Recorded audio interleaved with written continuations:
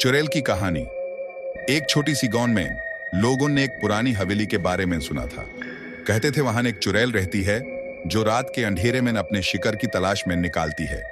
गांव के लोगों का कहना था कि कुछ साल पहले एक सुंदर औरत वहां रही थी। उसका नाम मीरा था। उसकी शादी एक अमीर आदमी से हुई थी, लेकिन कुछ ही समय बाद उसकी मौत हो गई। मीरा की मौत के बाद उसकी आत्मा उस हवेली में बैंड हो गई और वो चुड़ैल बन गई।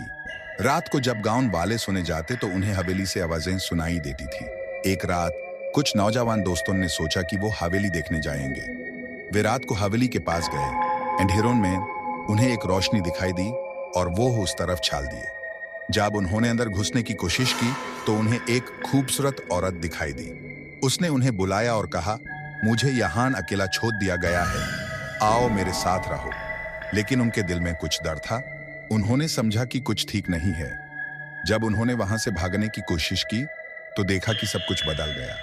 हवेली का दरवाजा बंद हो गया और उनका बाहर निकलना मुश्किल हो गया। तब उन्होंने महसूस किया कि वह चुड़ैल उन्हें अपनी तरफ खींचने लगी थी। एक एक करके उनका दोस्तों का खून भर गया। आखिर में सिर्फ एक दोस्त बचा।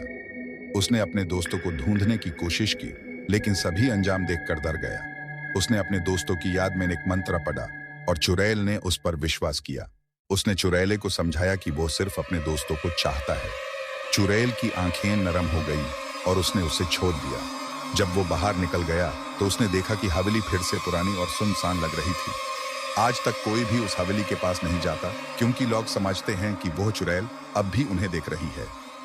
और अगर कभी कोई उस हवेली में घुसने की कोशिश करता है तो वो सिर्फ एक ही चीज सुना सकती है, मैं यहाँ अकेली हूं, मुझे दोस्ती चाहिए। इस तरह मीरा की कहानी और उसकी चुड़ैल की कहानी गांव के लोगों के बीच एक डर की कहानी बन गई।